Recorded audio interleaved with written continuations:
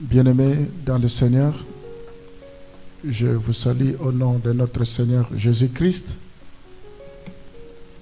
Nous voulons prier pour recommander notre programme de ce matin que nous avons l'habitude de suivre. Nous allons demander la faveur de Dieu, la grâce de Dieu, déjà parce qu'il nous a gardés toute la nuit. Il nous a donné cette matinée. La Bible dit: ses bontés ne sont jamais à leur terme. Il les renouvelle chaque matin. La Bible dit: à chaque jour suffit sa peine. Nous allons demander que cette journée soit une journée d'allégresse, que tout ce que nous allons entreprendre puisse réussir. Nous allons prier pour que lui puisse baliser les chemins, qu'il puisse ouvrir les portes. C'est lui qui a la clé de David. Quand il ouvre une porte, personne ne peut fermer. Nous allons prier. Seigneur, je te dis merci, je te rends grâce, je te suis infiniment reconnaissant. Merci Seigneur de m'avoir gardé toute la nuit, d'avoir gardé aussi tous ceux qui me suivent à ce moment. Merci parce que tu as gardé aussi nos époux, nos épouses, tu as gardé nos enfants, nos familles. Nous te bénissons. Merci parce que tu es Jéhovah Jireh, Jéhovah Nissi, Jéhovah Rapha. Tu es celui qui ne dort ni ne sommeille. Même si nous traversons l'ombre de la vallée de la mort, nous ne craignons rien parce que tu es avec nous. Tu as dit: je ne vous délaisserai point, je ne vous abandonnerai point. Je serai avec vous jusqu'à la fin du monde. Ce matin, nous te sommes reconnaissants. Nous sommes dans la joie, Seigneur, pour cette journée que tu nous as donnée. La Bible dit: si l'Éternel ne bâtit, celui qui bâtit, bâtit en vain.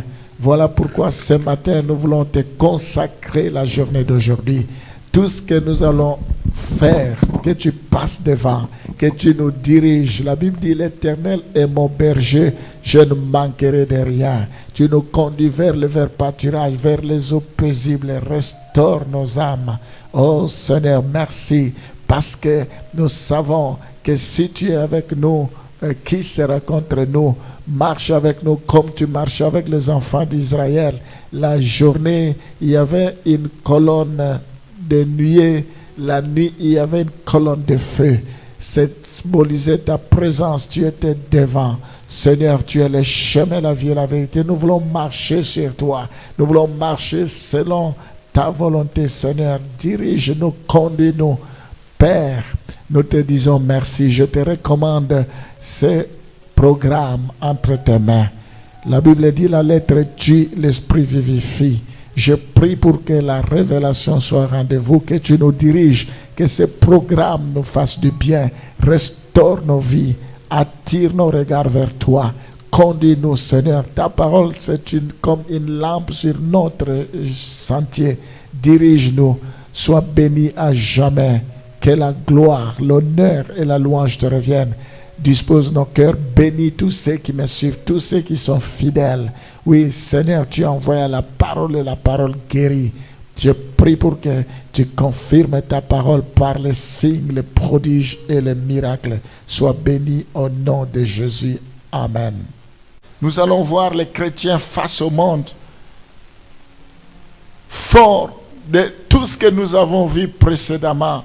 Maintenant, il est grand temps que nous sachions comment nous pouvons nous positionner face au monde, que nous puissions comprendre quelle attitude nous devons avoir face au monde. Voilà, mes bien-aimés, c'est important. Le monde cherche à séduire les chrétiens par son prestige. Ça, c'est la stratégie du monde. Il cherche à séduire les chrétiens par son prestige, sa charme et ses facilités. Le monde nous offre des facilités pour nous séduire, pour nous attirer de son côté. Mais nous devons faire attention. On va lire Hébreux chapitre 3, le verset 10 et Colossiens 2, le verset 8. Hébreux 3, le verset 10. Mais exhortez-vous les uns les autres chaque jour, aussi longtemps qu'on peut dire, aujourd'hui afin qu'aucun de vous ne s'endurcisse par la séduction du péché. La Bible nous demande de nous exhorter les uns des autres. Nous ne devons pas céder aux convoitises, à la séduction. C'est ça la stratégie du diable. Il cherche à nous séduire, à séduire les chrétiens par son prestige, par son charme, par ses facilités, pour que nous tombions dans les pièges du diable, pour que nous devenions esclaves du diable.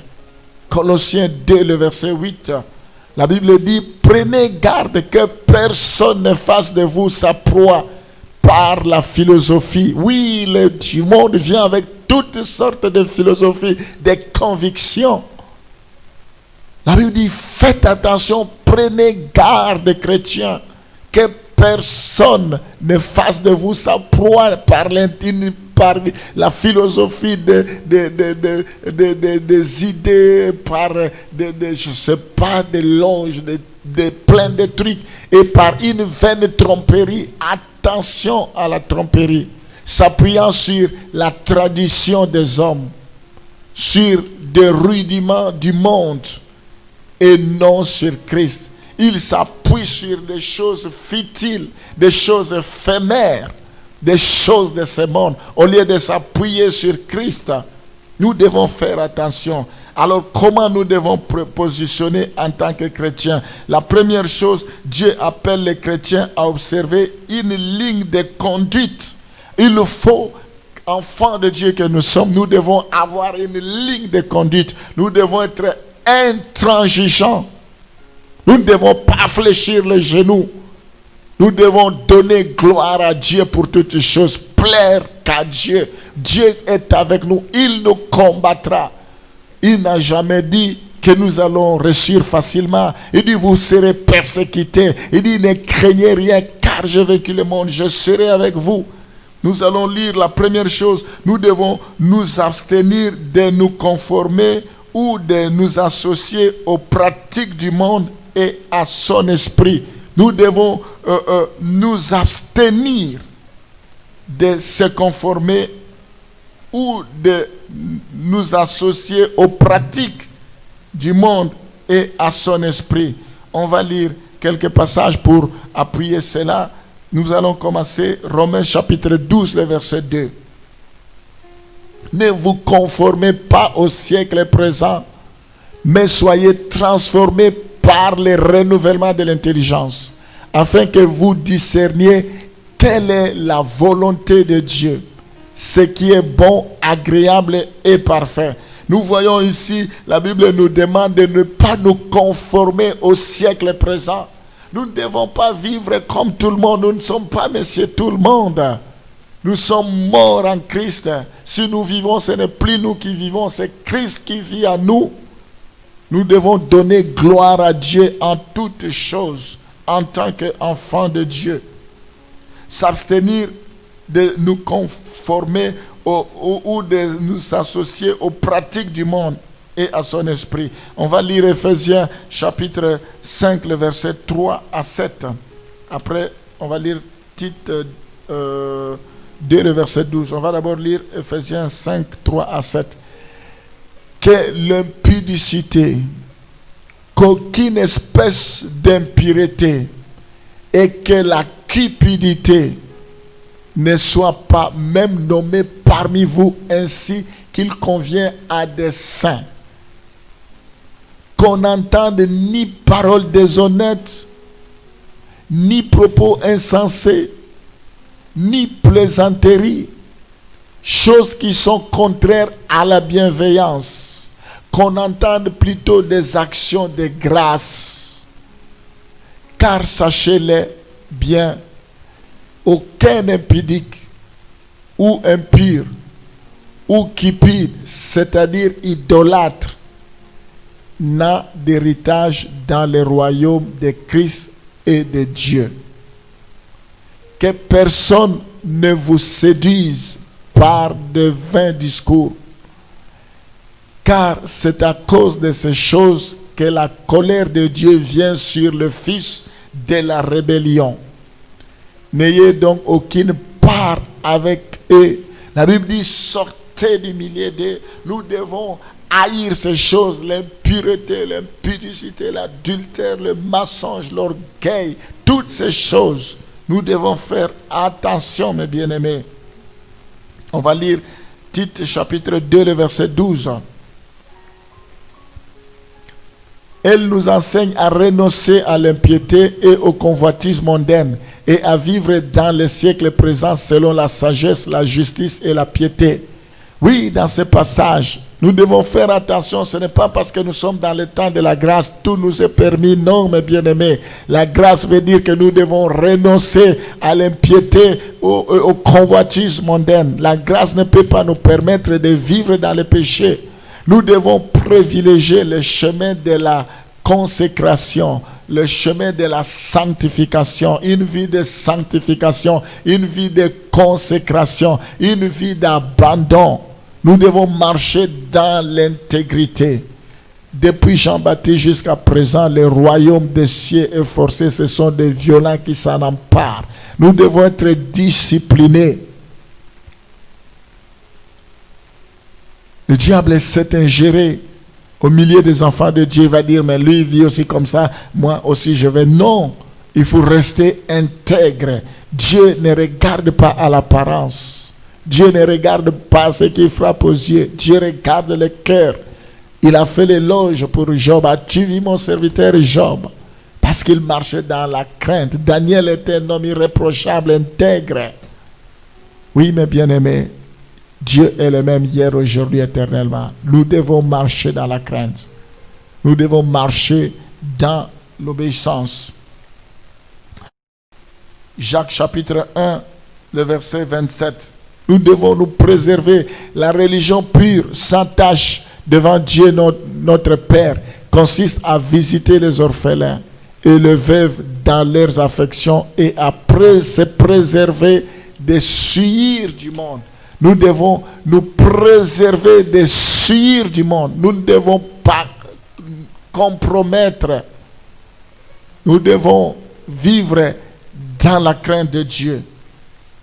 On va lire Jacques chapitre 4, le verset 7. Après, on lira 1 Pierre 5, 8 à 9.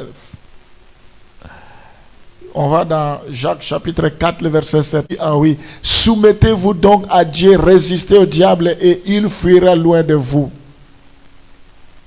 Soumettez-vous à Dieu. Nous voyons ici, la Bible nous demande de résister au diable et il fuira loin de vous. En résistant à la tentation, nous devons résister au diable, résister à la tentation. La tentation n'est pas un péché. Il y a une différence entre la tentation et le péché. Jésus a été tenté, il n'a pas péché, il est Dieu, il n'a jamais péché. La tentation n'est pas un péché. C'est quand la tentation est consommée que cela devient péché. Tout enfant de Dieu peut être tenté. Jésus a été tenté, nous pouvons tenter, c'est normal. Mais nous ne devons pas céder à la tentation. On va lire 1 Pierre 1, le verset 14 à 16. 1 Pierre 1, le verset 14 à 16. Comme des enfants obéissants, ne vous conformez pas aux convoitises que vous aviez autrefois, quand vous étiez dans l'ignorance. Mais puisque celui qui vous a appelé est saint, vous aussi soyez saints dans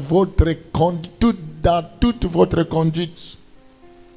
Selon qu'il est écrit, vous serez saints car je suis saint. Oui, nous voyons dans ce passage, la Bible nous demande de ne pas nous conformer aux convoitises mondaines. Dieu est saint. Nous devons être saints comme lui. La Bible dit, quiconque prononce le nom de l'Éternel doit s'éloigner de l'iniquité. Nous devons nous éloigner de l'iniquité. Nous voyons la Bible dit, fouillez l'impudicité et tout autre péché, parce que celui qui pêche comme l'impudicité pêche contre son propre corps. Nous voyons que Daniel, ce n'est pas Daniel, c'est Joseph, il a fui. Nous devons fuir. Nous allons prier pour demander vraiment l'Esprit de Dieu. Seigneur, ce matin, nous voulons demander ton esprit, l'esprit de vérité, l'esprit de sagesse, l'esprit de lumière, pour que toi, tu puisses nous guider, nous diriger, nous conduire dans la vérité. Nous avons vu que le monde ne te connaît pas. Le monde ne connaît pas ton Fils. Le monde reçoit des faux prophètes. Le monde est asservi à Satan. Nous avons vu que le monde est ennemi de Dieu. Le monde est passager. Le monde sera voué au jugement de Dieu. Nous sommes dans ce monde, mais nous ne sommes pas dans ce monde. Nous te prions, Seigneur, de nous préserver de toutes ces choses. Nous te prions, Seigneur, de nous faire grâce. Oh Seigneur, nous ne voulons pas céder à la tentation. Nous ne voulons pas embrasser tout ce que le monde nous offre. Donne-nous l'intelligence. Ouvre nos yeux. Que les voiles tombent de nos yeux pour que nous sachions discerner ce qui est bon, parfait et agréable à Dieu. Que tu renouvelles notre intelligence. Fais-nous grâce. Nous croyons, Seigneur, que si tu as vaincu le monde, nous vaincrons aussi le monde.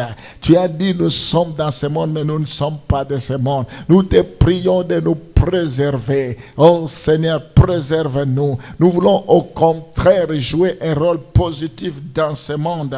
Nous voulons être la lumière du monde.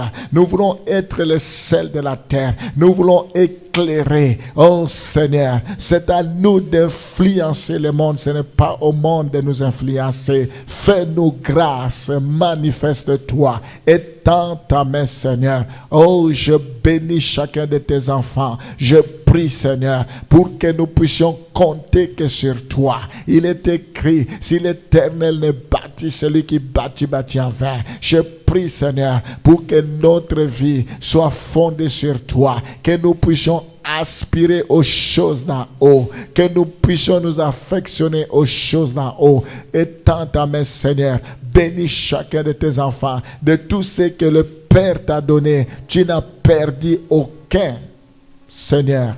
Tu n'as perdu aucun, sauf le fils de la rébellion. Fais-nous grâce. Ne nous perds pas, Seigneur. Tu as dit que ça ne va pas être facile. Tu as dit vous aurez des tribulations. Le monde va vous haïr. Mais ne craignez rien car j'ai vaincu le monde. Nous comptons sur toi. Renouvelle notre force. Nous voulons être des hommes de prière, des femmes de prière. Nous voulons nous attacher à la parole. Nous voulons persévérer jusqu'à la fin. Parce que celui qui persévérera sera sauvé. Nous voulons nous éloigner de toute suire. Il est écrit quiconque prononce le nom de l'Éternel s'éloignera de l'iniquité. Nous voulons nous éloigner de l'iniquité. Sois loué, sois béni à jamais dans le nom de Jésus. Nous t'avons ainsi prié. Amen.